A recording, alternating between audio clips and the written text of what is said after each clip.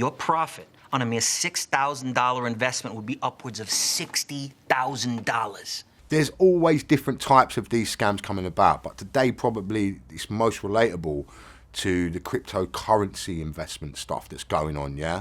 Now those promises are what social engineers, fraudsters, penny stock sellers, Wolf of Wall Street's, Britain's greatest fraudsters, they're the things that we craft to steal people's money, and that's how we do it, and it hasn't ever changed. The only thing that changes is the story. My name's Tony Sales, previously known as Britain's greatest fraudster. I'm going to be reviewing some TV shows, documentaries and films today about famous frauds and fraudsters. I'm going to be seeing how good they are, how true to life they are, but also I'm going to be giving you some tips on how to stay safe. I'm a co-pilot based out of San Francisco. I flew a flight into New York last night, but the problem is I'm headed out to Paris in 3 hours. How can we help you? I sent my uniform to be cleaned through the hotel, and I guess I must have lost it. So the film may be 20 years old or 25 years old even, but the actual act of crime that he's committing is much older, and the fact that he was able to tap into that back at that time and use the phone, he's just relying on people's good nature and trust to allow him to commit his crime and his fraud, and he's just looking to elevate up. The suit gets him on the plane as the deadhead, and then he's flying all around the world. In today's world, that would be catastrophic. So like if you take what he did with the phone back then, and he's phoning up to get a suit, and now I call you pretending to be your bank. Hello, it's Tony here calling from your bank. Before I take you any further, can I just take you through data protection? What's your name, please?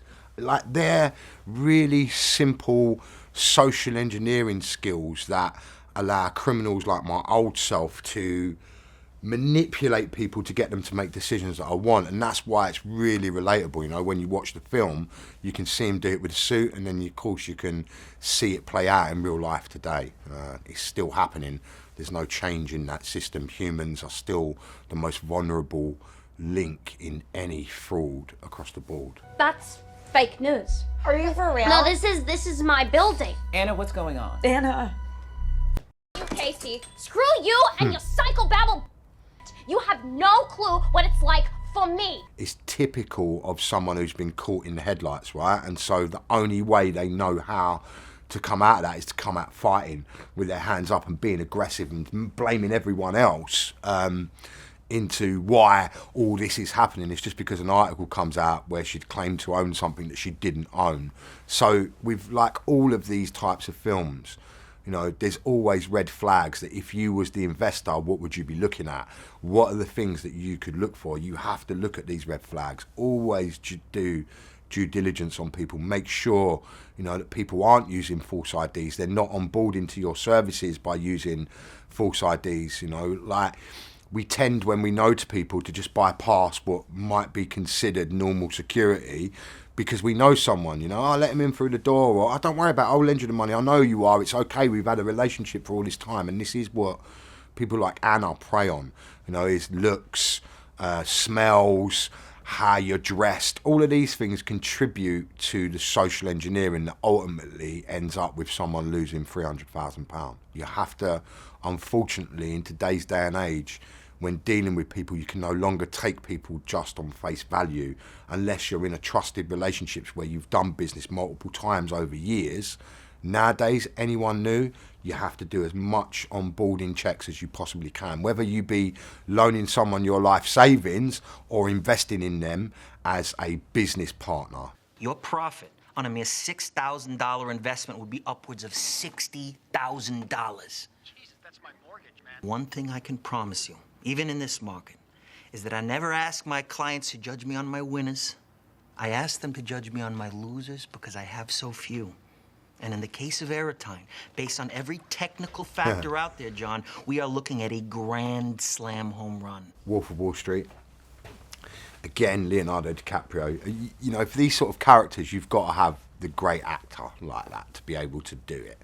Because, you know, what he's showing is how good Jordan Belfort was at selling, right? So when he's, you know, he picks up the phone, so like, did you know that I've got like, you know, I've got a connection at Reebok. Would you like to get some Reebok? Like, okay, you know, like, I can see you really like Reebok, yeah? My cousin works there. I can get you cheap Reebok at a cheap price. Do you want to buy them?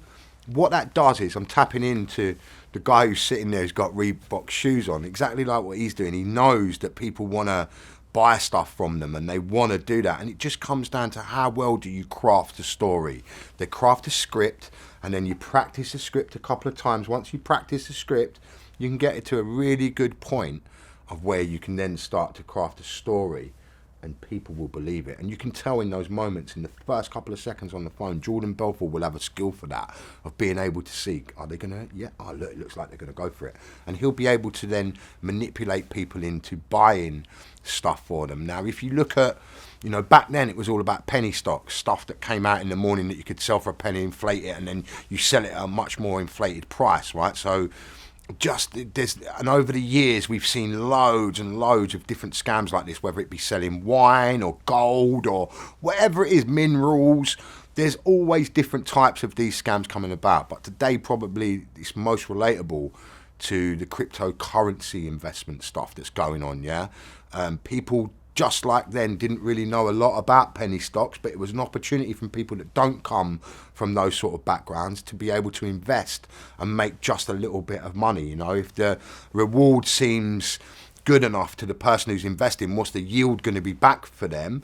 They, you know, if I might get 15, 20% tomorrow, I'm going to give you £4,000 for your £2,000 that you give me today. Yeah, tomorrow I'll give you £4,000 back. Now those promises are what social engineers, fraudsters, penny stock sellers, Wolf of Wall Street's Britain's greatest fraudsters, they're the things that we craft to steal people's money, and that's how we do it, and it hasn't ever changed. The only thing that changes is the story. You might think that it's a really glamorous life that Mr. Belfort's leading there, right?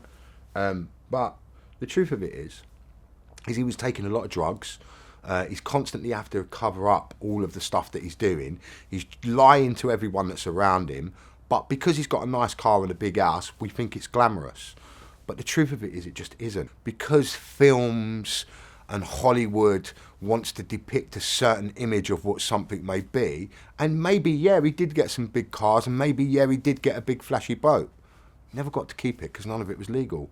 So what was the point of it in the end? He just got to enjoy it for a couple of minutes. He might as well just gone on a bloody chartered thing on a boat, because what's the difference? So the reality is, it's far better to do it honestly and obtain it honestly, because at least then no one could have took it off him or taken it back, when in fact he lost all of it, and there's nothing glamorous about any of that whatsoever.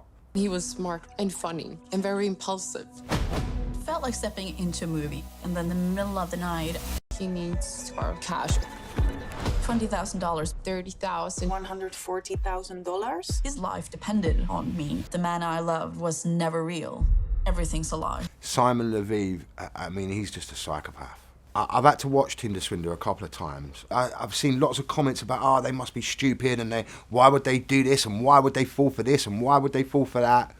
Well, maybe you just haven't felt what love feels like, and maybe they felt that for a moment and it was exciting, and Simon knew this at the start, that he was tapping in to those type of people, you know, and he knew how he would be able to manipulate people with the stories that he would create. If you tell someone something, show them it, and now they believe it, you put them in a real trusted position. So the private jets, the money in the beginning, the security teams, all these things that he put around himself to make others look like, you forget the actual red flags that are there. Yeah, because it's, you know, so let's go back to when they first meet and Cecile goes on the plane and then the other lady's there. Yeah, like, you know, and he quickly masked that up as to what that is. It's a red flag that she missed in the beginning. Not missed, she's not missed it. She's been taken in by the love that she wants to give to this guy because of how she's feeling, and she likes how she's feeling, and that, for someone like him who is a psychopath, is just gold dust. You know, he's going to absolutely latch onto that and try and take all of those women that then get involved with him throughout that. He's going to take them for as much as he can possibly get. And then as you as you watch it, you realise, you know, this guy's sending pictures that he's in an ambulance, I've been attacked. He's creating a fear of them losing him at the beginning, right? And what that does is gives them, we got to help you. And now it's a very different standpoint from asking someone for money to actually then putting them in a position where they've got to help you, where they're seeing stuff unfold. And if that person truly likes you, is truly falling in love with you, why wouldn't they want to help you? And that's what he done, that took in all of these quite really intelligent ladies and took them for lots and lots of money.